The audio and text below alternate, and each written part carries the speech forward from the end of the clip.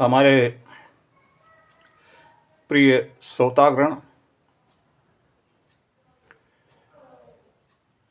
श्रीमद् भगवद गीता के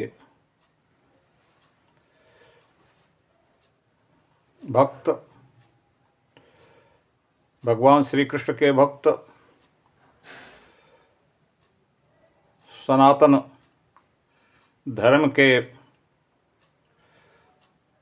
परम आदरणीय मानने वाले मित्रों, आज मैं आपके समक्ष एक नया वीडियो लेकर प्रस्तुत हूँ, जो बहुत महत्वपूर्ण आज का अध्याय है। और इस अध्याय में आप योग या योगा की शुरुआत कब से हुई, ये आप जानेंगे। वैसे अगर आप ग्रंथों में खोजें तो ये मिलेगा कि महर्षि पतंजलि के द्वारा योगा को विकसित किया गया और प्रचार प्रसार किया गया, किंतु ऐसा नहीं है।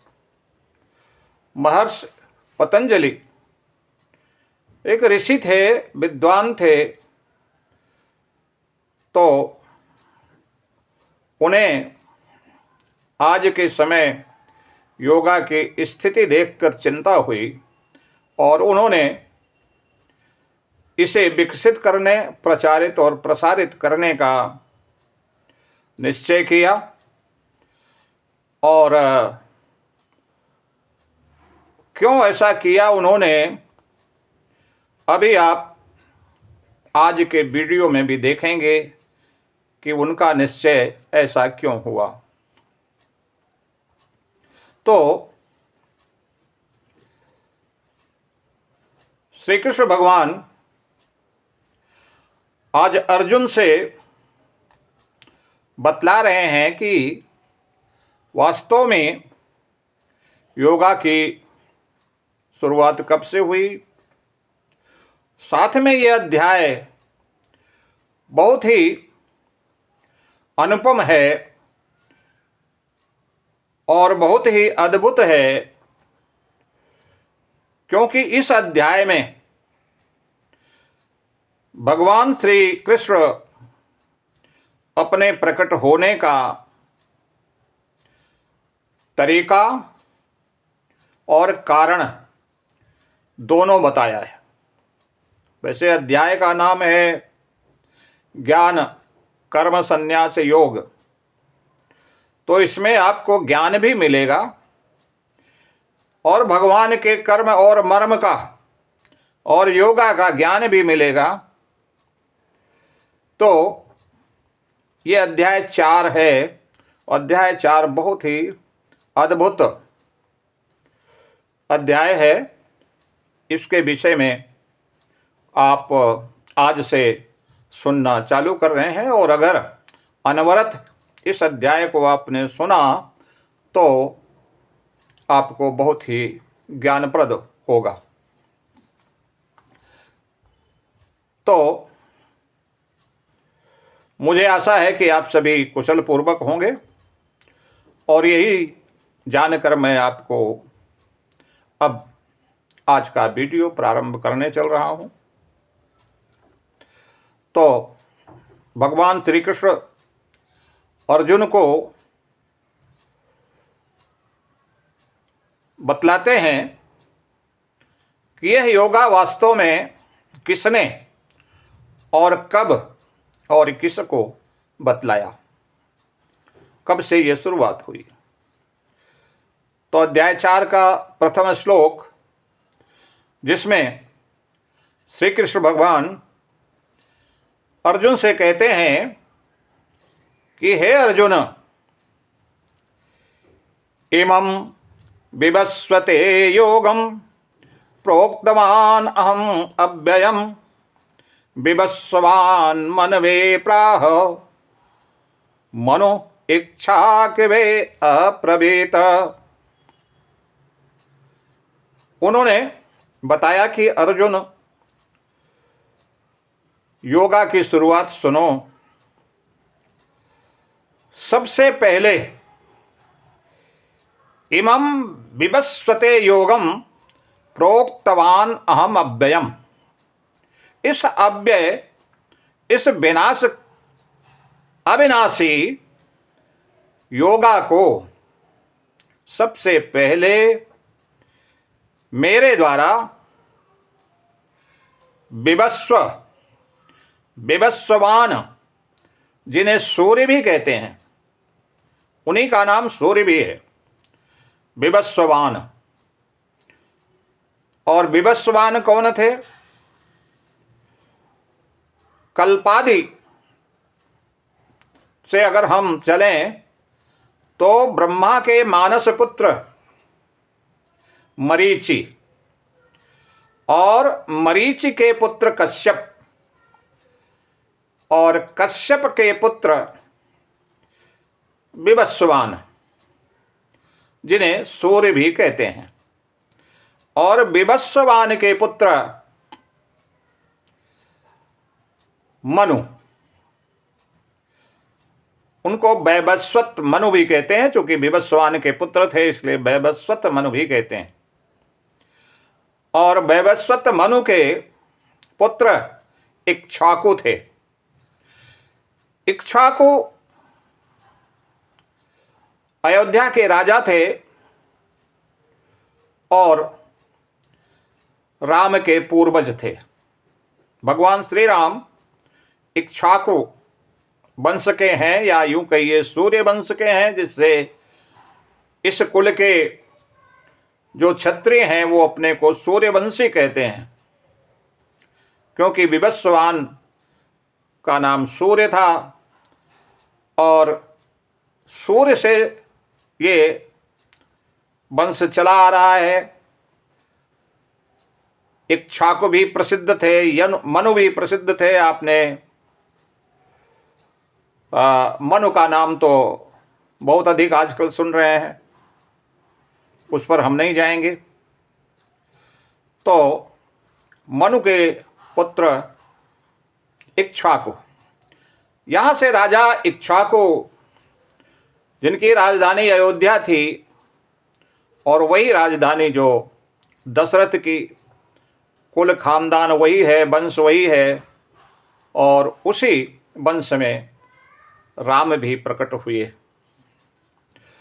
तो श्री कृष्ण भगवान कह रहे हैं कि इमं विवस्वते योगम प्रोक्तवान अहम अव्ययम, इस अव्यय, इस अविनाशी योगम, योग को अहम, मेरे द्वारा प्रोक्तवान, कहा गया। किससे? विवस्वते,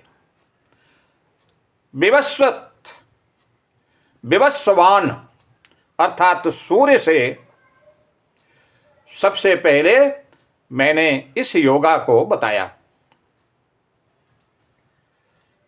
और विवस्वान ने अपने पुत्र मनु को बताया, वैवस्वत मनु को, और मनु ने अपने पुत्र इक्ष्वाकु को बताया, राजा इक्ष्वाकु को। और इस प्रकार से यह योगा एक राजा से दूसरे राजा से तीसरे राजा, इस तरह से पीढ़ी दर पीढ़ी एक परंपरा के रूप में चल पड़ा। अब राजाओं के दरबार में जो ऋषि रहते थे, जैसे वशिष्ठ आदि, उनको राजर्षि कहते हैं। तो राज दरबार से यह राजाओं से राजर्षियों में पहुंचा, और राजर्षियों से यह चलते चलते पतंजलि तक, और पतंजलि से आज भी योगा का प्रचार प्रसार जो सारे संसार में, सारी दुनिया में हो रहा है। अब मैं आपको ये बतलाता हूं कि पतंजलि को चिंता क्यों हुई। वो कारण यही इसी श्लोक में, इसी अध्याय में दिया गया है। तो श्री कृष्ण ने अर्जुन से ये बात बताई कि सबसे पहले योगा मैंने विवस्वान अर्थात सूर्य, और सूर्य ने अपने पुत्र मनु, और मनु ने अपने पुत्र इक्ष्वाकु को बताया, राजा इक्ष्वाकु। तो यह इस प्रकार से ये सबसे पहले किसने बताया? भगवान कृष्ण ने। अब भगवान कृष्ण उस समय कहाँ थे? ये तो बहुत पहले की बात है। भगवान कृष्ण तो द्वापर में पैदा हुए। तो इस पर भी अर्जुन शंका करते हैं, अभी आगे आपको मिलेगा। अब आगे श्री कृष्ण भगवान कहते हैं, एवं परंपरा प्राप्तम इमं राजर्षय विदुः सह कालेन यमता योग नष्टः परंतप। कहते हैं अर्जुन, मैंने जब विवस्वान को अर्थात सूर्य को बताया, तो सूर्य ने अपने पुत्र मनु को बताया और मनु ने इक्ष्वाकु को बताया, और इस तरह से एवं इस प्रकार परंपरा प्राप्तम, यानी परंपरा इसकी बन गई, और राजाओं से ये राजर्षयो विदु, राजर्षियों को ज्ञात हुआ, राजर्षियों को मिला। राज दरबार में जो ऋषि, उनके कुल गुरु जो होते थे, राजर्षि उनको कहते थे। तो जैसे वशिष्ठ राजर्षि थे राम के यहाँ। फिर सकालेन इयमता योगो नष्ट परंतप। कहते हैं, हे परंतप, किंतु दुख की बात है कि यह राजर्षियों तक तो पहुंचा, और एक राजा से दूसरे राजा में परंपरागत एक पीढ़ी से दूसरी पीढ़ी में आता गया, और उसके बाद राजर्षियों को मिला। लेकिन कहते हैं कि यह बहुत काल तक ऐसा होता रहा, लेकिन यह महता योग नष्ट परंतप, और ये बहुत समय से महता काला, महता कालेन, बहुत काल से, बहुत समय से ये नष्ट प्राय हो गया। पृथ्वी पर यह लगभग विलुप्त होने की अवस्था में पहुंच गया। ये कृष्ण भगवान बता रहे हैं। कब बता रहे हैं? द्वापर में अर्जुन से। इसका मतलब जिस समय कृष्ण भगवान थे और अर्जुन थे, उसी समय ये योगा विलुप्त प्राय हो चुका था।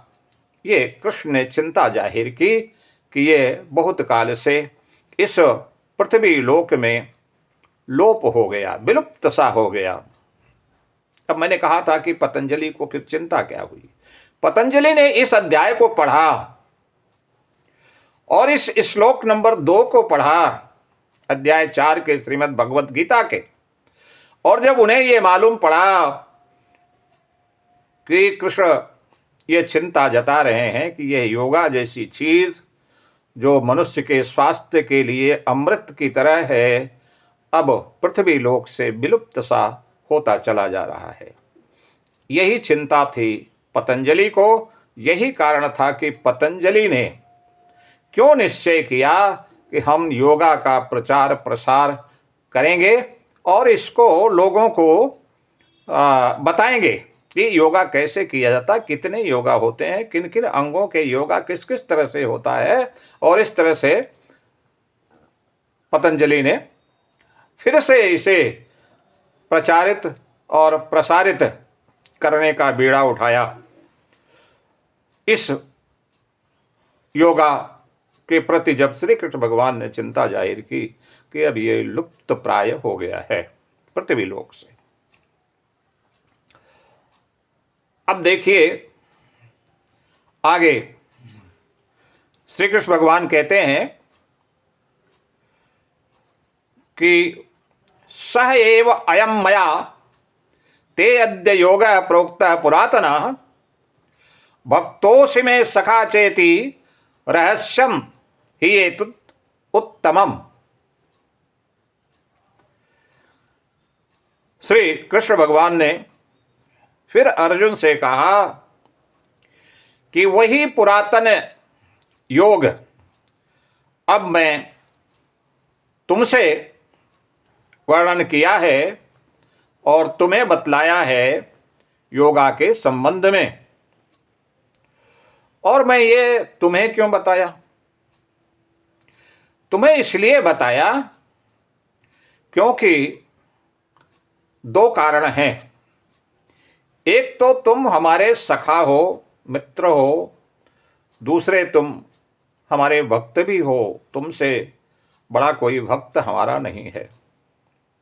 इसलिए इस योगा के विषय में मैंने तुम्हें बताया। और ये योगा बहुत प्राचीन काल से चला आ रहा है। वैवस्वत यानी सूर्य को जब मैंने बताया, और आप जानते हैं कि श्री कृष्ण भगवान को योगिराज भी कहते हैं।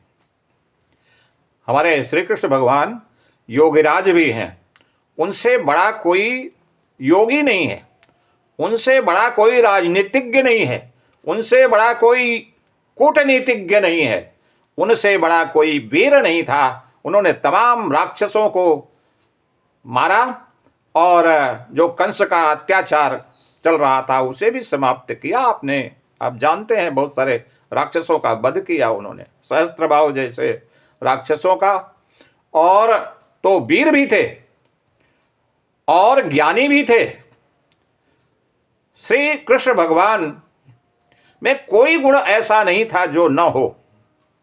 लेकिन एक बात की यहाँ चिंता भी मुझे है कि आजकल केवल सनातन धर्म, हिंदू धर्म ही ऐसा है और कोई धर्म नहीं है। आप मुस्लिम धर्म के गुरु को, यानी उनके जो पैगंबर हैं, उनके विषय में एक शब्द कह दें तो वो मारने पर उतारू हो जाते हैं। अथवा ईसा मसीह के विषय में कुछ कोई कह दे तो भी इसी तरह से इतने ही नाराज होते हैं। लेकिन हमारा सनातन धर्म, हमारा हिंदू धर्म, जिसके इतने महान ईश्वर और सृष्टि के रचयिता, पालन करता, संहार करता, उनको लोग किस तरह से बदनाम करते हैं आपने सुना होगा। ये हिंदू धर्म का या सनातन धर्म का दुर्भाग्य ही है कि ऐसी छोटी छोटी मजाक जैसी चीज़ें उनको करते हैं कि वो गोपियों के साथ ऐसा करते थे और गोपियां नहा रही थी तो उनके वस्त्र ऊपर जाके रख दिया पेड़ पर। अब वहाँ से देख रहे हैं गोपियों को हैं और मक्खन चुरा रहे हैं। और राधा से ऐसा प्रेम है कि गोदनहरी बन के गोदना गोदने चले गए और भजन गाने वाले तो ऐसा फूहड़ इतना निर्लज्जता से कहते हैं कि उस भजन में राधा का कोई अंग नहीं बचा जहाँ गोदना नहीं गोदा गया हो। आप सुनकर स्तब्ध रह जाएंगे और मुझे तो बहुत शर्म आती है इस सनातन धर्म के लोगों पर कि ऐसा क्यों कहते हैं। तरह तरह की छिछोरी बातें श्री कृष्ण भगवान पर कही जाती हैं, कुछ कवियों ने भी ऐसा लिखा, तो उन्हें बदनाम भी किया जाता है। तो यह दुर्भाग्य की बात है, मैं इसकी निंदा करता हूँ, आलोचना करता हूँ। आप उनकी अच्छाइयों को देखिए, जिसका प्रमाण है इतनी बड़ी श्रीमद् भगवत गीता, 700 श्लोकों में जो अर्जुन के उपदेश दिए, वो एक लाइफ साइंस है, लाइफ स्टाइल है। मनुष्य का जीवन कैसा होना चाहिए, मनुष्य को खाना किस तरह का खाना चाहिए, मनुष्य को विचार किस तरह से रखना चाहिए, सतोगुण, रजोगुण, तमोगुण, ये 3 प्रकार के जो मनुष्य होते हैं, ये भली प्रकार से कृष्ण भगवान ने इस श्रीमद् भगवत गीता में बताया है। सतोगुणी भोजन क्या होता है, रजोगुणी भोजन क्या होता है, और तामसी भोजन क्या होता है, उसका शरीर पर क्या प्रभाव पड़ता है, ये सब कुछ इस श्रीमद् भगवत गीता में श्री कृष्ण भगवान ने बताया है। हमें किस तरह से समत्व बुद्धि रखना चाहिए, चाहे वो संकट हो, विपत्ति हो अथवा खुशी हो, हर मौके पर हमारा विचार स्थिर होना चाहिए। तो यह जो दिशा निर्देश भगवान श्री कृष्ण ने मनुष्य को जीवन के लिए दिया है, वो अत्यंत अमूल्य है, वैसा और किसी ने नहीं कहा है। तो सनातन धर्म के लोग भाग्यशाली हैं कि ऐसे गुरु, ऐसे योगी, ऐसे वीर, ऐसे महापुरुष और ऐसे कल्याणकारी इस समाज के लिए कितने कल्याण की बातें कही हैं। तो फिर भी कुछ ऐसे लोग, ऐसे कवि अब भजन बनाने के लिए कुछ भी कह देते हैं। भजन बनाने का उनका दिमाग जितना रहता है, कवित्व है, और वो कहते हैं, उसे लोग सत्य मान लेते हैं। तो मैं आपसे प्रार्थना करता हूँ कि उनके ऊपर बनाए गए तमाम कविताएं, तमाम भजन जो हैं, जो उच्छृंखल हैं, उन पर विश्वास न करें। कोई वो इतिहास नहीं है।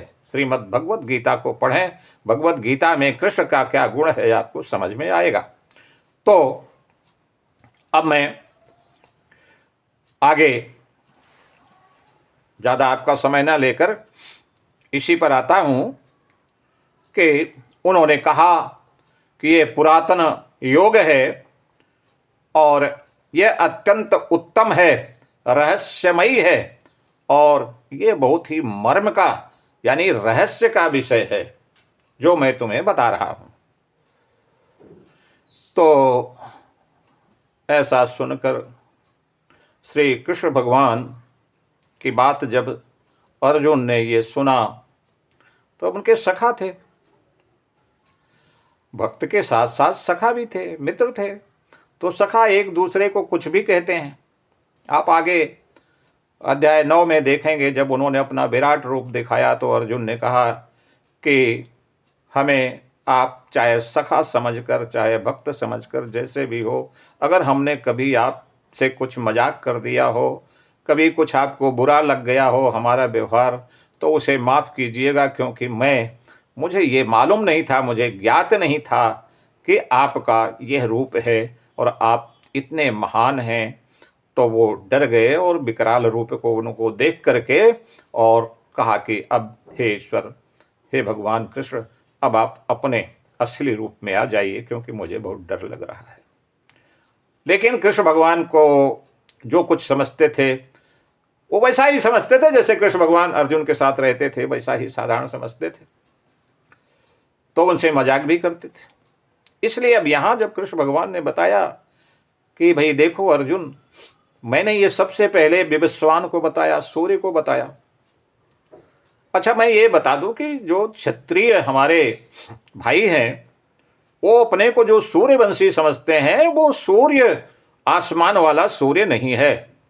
हालांकि वो बहुत सारे अज्ञानता के कारण यही समझते हैं कि वही आसमान वाला सूर्य है, बल्कि वो सूर्य नहीं है। सूर्य के वंशज हैं। वो सूर्य कौन है? विवस्वान, जो ब्रह्मा के मानस पुत्र मरीच, मरीच के पुत्र कश्यप और कश्यप के पुत्र विवस्वान अर्थात सूर्य, उन्हीं का नाम सूर्य था। वो मनुष्य थे और राजा थे। उसके बाद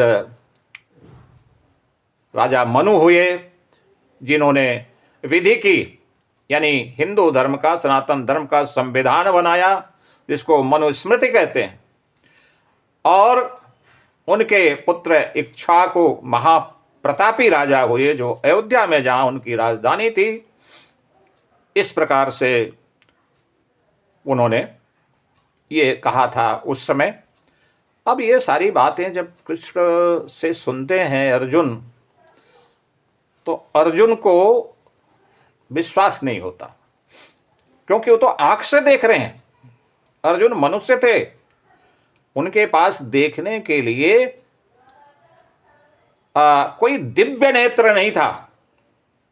अर्जुन तो सामान्य आंख, जो मनुष्य की आंख होती है, उसी आंख से देख रहे थे। और उन्होंने सखा भाव में कहा कि देखो कृष्ण, जो तुम कह रहे हो ये तो भाई बहुत लंबी लंबी छोड़ रहे हो, बहुत ज़्यादा फेंक रहे हो, ये तो मुझे विश्वास नहीं होता है। आप तो अभी हमारे साथ हैं, आप कब पैदा हुए, कहाँ पैदा हुए, क्या क्या किए, मैं सब जानता हूं। और अभी इस समय भी आप हमारे साथ हैं, तो आप कह रहे हैं मैंने विवस्वान को बताया, सूर्य को बताया, सूर्य ने मनु को बताया, मनु ने इक्ष्वाक को बताया। और विवस्वान कब थे? ब्रह्मा के मानस पुत्र मरीच, मरीच के कश्यप, कश्यप के विवस्वान, यानी कितना पहले की बात है, कितना पूर्व की बात है। आपने तो हद कर दिया।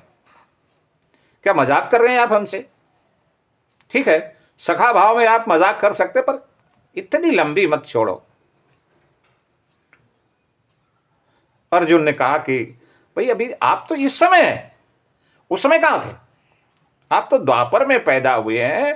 द्वापर से पहले त्रेता था, और त्रेता से भी बहुत पहले ये मरीचि और कश्यप और विवस्वान थे। तो आप कहां पहुंच गए, कैसे पहुंच गए उनको बताने के लिए? इस पर तो मैं विश्वास अपना कोई, मुझे तो नहीं लगता, ऐसा विश्वास नहीं करता। तो श्लोक में सुनिए, अर्जुन ने भगवान श्री कृष्ण से क्या कहा कि अपरम भवतो जन्म परम जन्म विवस्वतः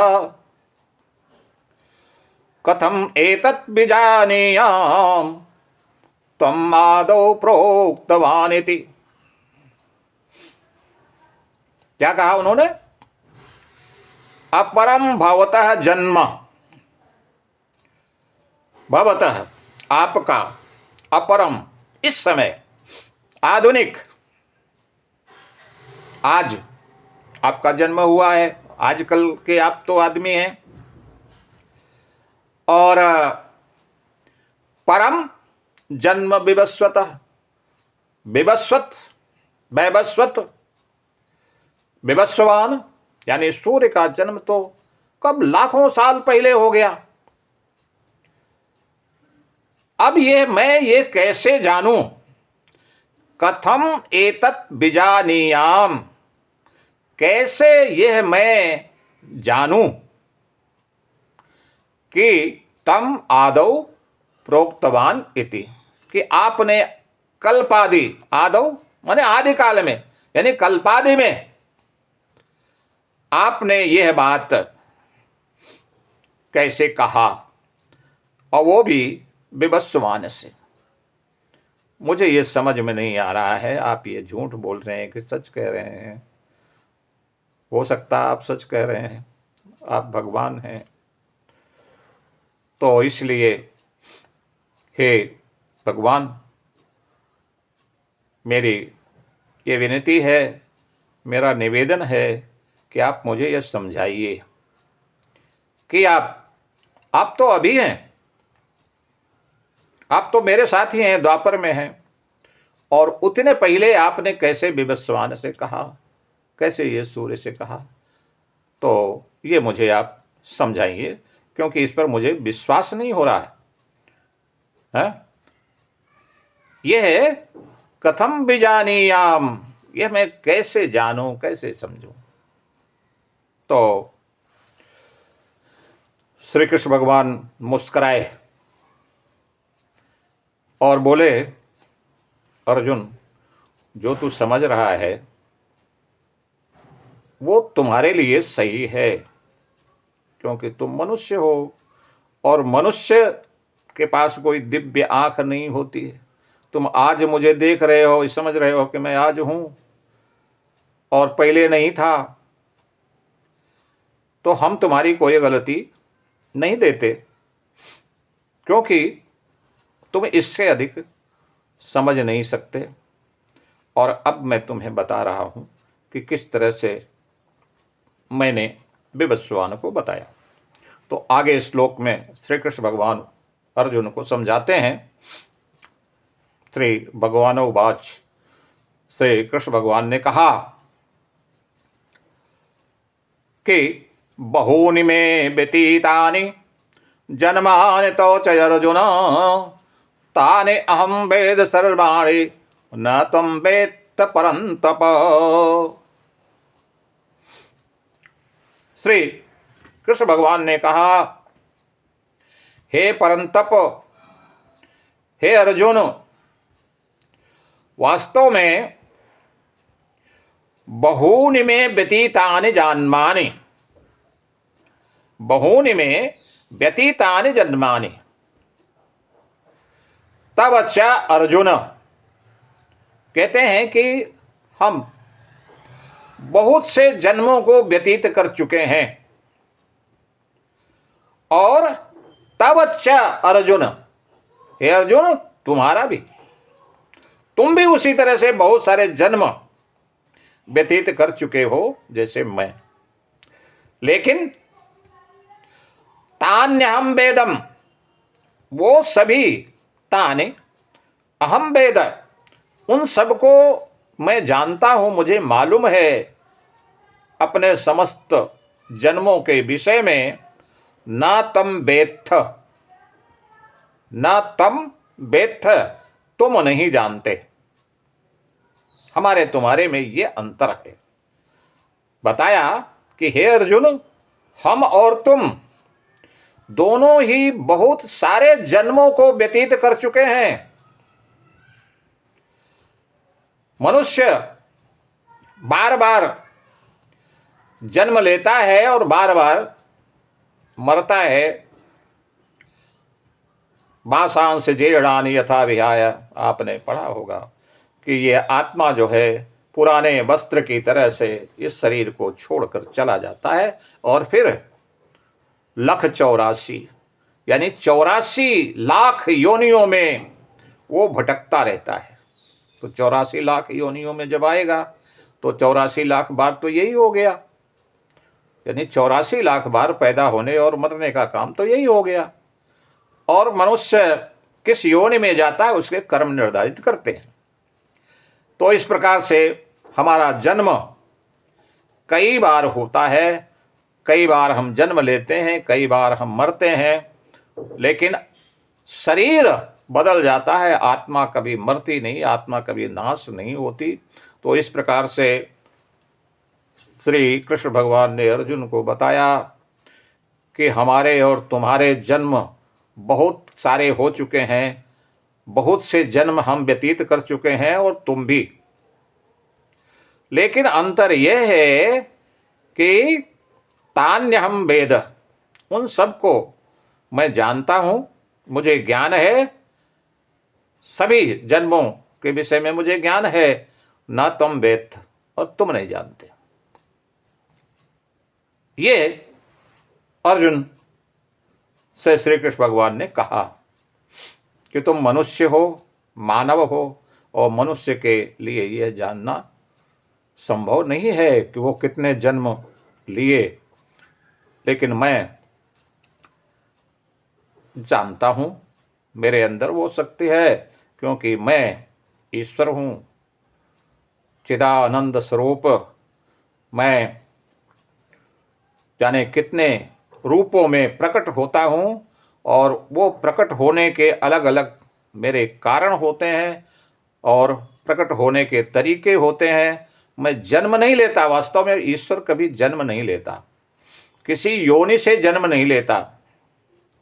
चाहे वो श्री रामचंद्र जी हों, चाहे वो कृष्ण भगवान हों, या चाहे कोई भी, तो ये जन्म नहीं लेते, प्रकट होते हैं।